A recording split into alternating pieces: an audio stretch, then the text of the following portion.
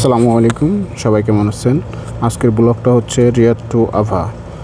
তো আমরা সম্পূর্ণ ভিডিওটা আপনাদের সাথে তুলে ধরার চেষ্টা করব প্রবাসী ক্যামেরার মাধ্যমে। যদি আমার ভিডিওটা ভালো লাগে তাহলে শেষ পর্যন্ত দেখবেন। আসসালামু আলাইকুম, সবাই কেমন আছেন? আজকে নতুন আর একটা ব্লগ নিয়ে চলে আসছি। আজকে যাচ্ছি রিয়াদ টু আভা, খামিজ মসজিদ। তো সেখানে যাচ্ছি কাজের জন্য। আবার যাওয়ার পর দেখলাম কী কাজ করি সব আপনাদের সাথে শেয়ার করব। আমরা এখন বেরোইছি রুম থেকে। এখন আমরা গাড়িতে সামান টামান সব কিছু নিব, যে আবার যে কাজকাম করব। এসির কাজ আছে, ফ্রিজের কাজ আছে, টিভির কাজ আছে, সব কাজই করতে হবে। তো সেই জন্য সব কিছু গ্যাস ট্যাস সব কিছু চেক করে নিচ্ছি, ঠিক আছে। তো আমরা সব কিছু গাড়িতে লোড করে আমরা বের হয়ে যাব এখন, ঠিক আছে। তো টাইম দেখলাম যে 6:30 বাজে। তো এখন আমরা বের হয়ে গেছি। রিয়াদ থেকে আভার দূরত্ব 1100 কিলোমিটার। তো 1100 কিলোমিটার যাইতে আপনার, যদি গাড়ি 120-এ চলে, ঠিক আছে, তাহলে হয়তো 11 ঘন্টার মধ্যে পৌঁছানো যায়, ঠিক আছে।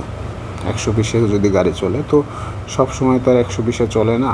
ওই 110, 115, 100, ঠিক আছে, এরকমের মধ্যেই গাড়ি চলে। তো 11-12 ঘন্টা এরকম সময় লাগে।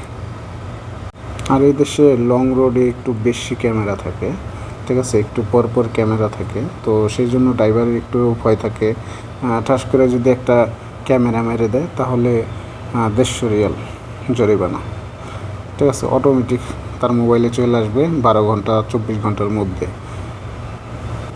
150 রিয়াল মানে তো বুঝেন যে বাংলার প্রায় 5,000 টাকা। ওই ক্যামেরা যদি খায় তাহলে কোম্পানি আর দিবে না, ঠিক আছে। ওই টাকাটা নিজেরই দিতে হবে। তো সেই জন্য সব ড্রাইভারই চায় যতটুকু সেফটি নিয়ে গাড়ি চালানো, ক্যামেরা না খাইলে। এখানে যেমন মোবাইলের ক্যামেরাগুলো আছে, ঠিক আছে। একটা মোবাইলের ক্যামেরা যদি মারে তাহলে আপনার 500 টাকা আসে, 500 রিয়াল, ঠিক আছে। 500 রিয়াল মানে বাংলার 16,500 আমি কিন্তু বেশি কিছু জানি না, কারণ আমি কিন্তু ড্রাইভার না, আমি হলো টেকনিশিয়ান। আমি যতটুকু জানছি বা যতটুকু শুনছি, ঠিক আছে, যতটুকু দেখছি সেটাই আপনাদের সাথে শেয়ার করলাম, ঠিক আছে। আমি হলো টেকনিশিয়ান, এসির কাজ করি, ফ্রিজের কাজ করি, ওয়াশিং মেশিন, সব ধরনের কাজ আমি করি। কোম্পানির মাধ্যমে আছে, এখন আমি কোম্পানির জব করতেছি। আর আপনারা একটা জিনিস ভাবতে পারেন যে আমি ডেলি একই টি শার্ট পরি, ঠিক আছে, কিসের জন্য? আসলে এটা হলো আমাদের কোম্পানির টি শার্ট। সেই জন্য হলো কোম্পানির ডিউটি যতক্ষণ আছে ততক্ষণ আমাদের টি শার্ট এটা পরে থাকতে হয়, ঠিক আছে। কাজে যাচ্ছি, তো এখন লং জার্নি যাচ্ছি, তারপর রাস্তায় কিছু কাজ আছে, তো সেইগুলো শেষ করে যেতে হবে। তো সেই জন্য কোম্পানির টি শার্ট পরেই বের হয়েছি। আপনারা দেখছেন মাঝখানে একটা কাজ করছি আমরা, ঠিক আছে, এক কাস্টমারের বাসায়। তার টিভিতে সমস্যা ছিল, যে টিভিতে একটা লাইন, মানে ওটা বলে খাত, ঠিক আছে। তো লাইন আসছে, তো সেই জন্য এখন কি করব, কাস্টমারে যদি লাইন টিভি আসে তাহলে ওটা হলো চেঞ্জ করতে হয়। লাইন আসলে কাস্টমারের নতুন টিভি ওটা হলো রিপ্লেসমেন্ট করে দিতে হয়। তো আমরা কাস্টমারের নতুন টিভি দিয়ে ওইখান থেকে চলে আসছি। তারপর আমরা আরেকবার লোকেশনে সার্চ দিব যে আর কতক্ষণ বাকি আছে, ঠিক আছে। তো আমরা মোবাইলে সার্চ দিচ্ছি যে কামিজ মসজিদ।